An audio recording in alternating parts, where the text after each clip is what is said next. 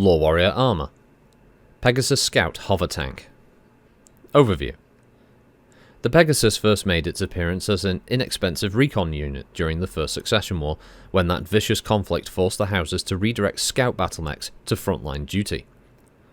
The Pegasus is unusual amongst scout vehicles for the breadth of its user base. Unlike many nation-specific designs, the Pegasus is used by virtually every major military organisation.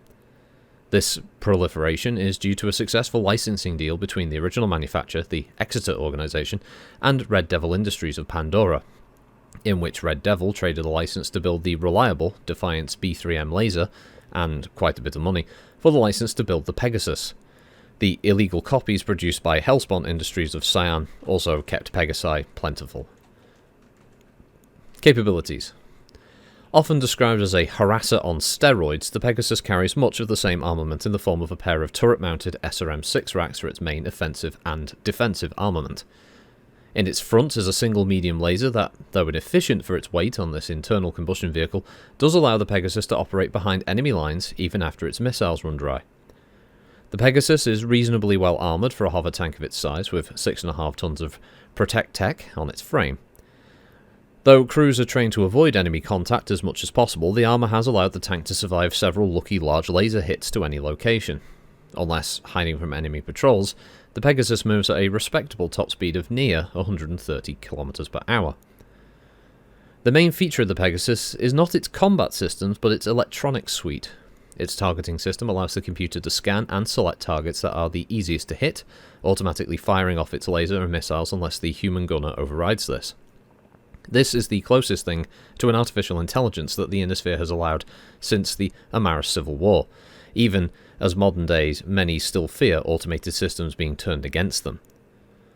Unlike most other reconnaissance units, the Pegasus has no capability to communicate with units in orbit or further away.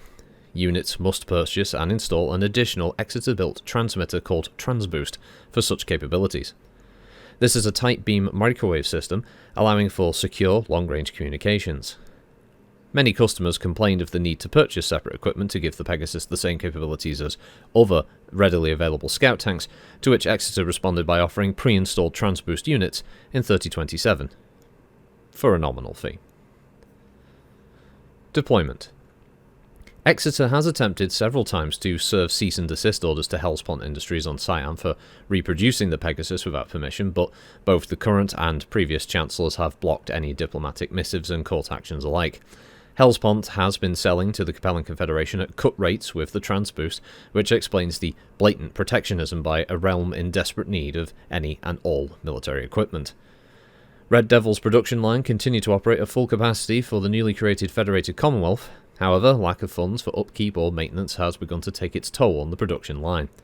Red Devil continued this jury-rigged maintenance policy in the face of the clan menace. Ironically, Pandora would fall to the Jade Falcons in 3064, a mere 2 years after the facility was finally upgraded.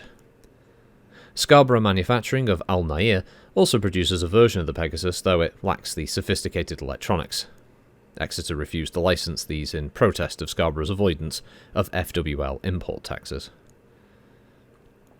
Variants. Most Pegasi are modified solely to the crew's tastes, often expanding on the internal compartments for increased comfort or stripping out weaponry for better sensors. Those that remove the weapons believe they're less likely to be fired at since their vehicle is unarmed. A few crews have expressed interest in removing the medium laser and heat sinks for more missiles, but none have been spotted to date. Notable crews. Kenneth Long. Despite losing 6 crew members and 3 Pegasi in the last 6 years, Kenneth Long continues to believe that his unarmed Pegasi, all nicknamed the Dove, are safe havens because they are unarmed, and that arming the Doves would draw more attacks.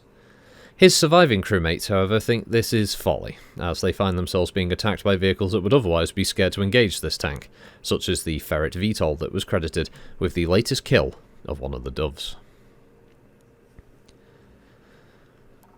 Yeah, a bit of a random one, this one. The Pegasus Scout Hover Tank, it's a 35-tonner. It moves at cruise 8, flank 12, so modicum, not bad speed, but not great for a light vehicle. But it does have good punch. 2 SRM-6s is quite a nasty hit. I mean, it's the equivalent of a Javelin mech. in a much lighter form, basically, and a single medium laser. So arguably, it actually has more firepower than a javelin, which yeah, you take it or leave it. Basically, the tank is cheaper than the mech. So in this argument, though it has less armor, it is more heavily armed and doesn't have to worry so much about being a big, grokky mech running around the field that gets targeted more likely. It has 21 armor on the front, 19 on the right and left side, 19 on the rear, and 21 on the turret, which is quite respectable, actually. It's a lot of armor. The thing to remember with tanks, though, is once the armor is penetrated, it goes into the internal structure, which is relatively quite thin. Tank crews will generally panic, they'll try to flee, abandon the vehicle, or the vehicle will just completely explode. But yeah, it's not bad for 35 tons. So yeah, the Pegasus Scout hover tank. I like all the hover tanks in Battletech. They're not really anything to write home about, but they can be quite effective. So thanks for listening, everyone. Hope you have a good one, and I'll see you next time. Bye bye.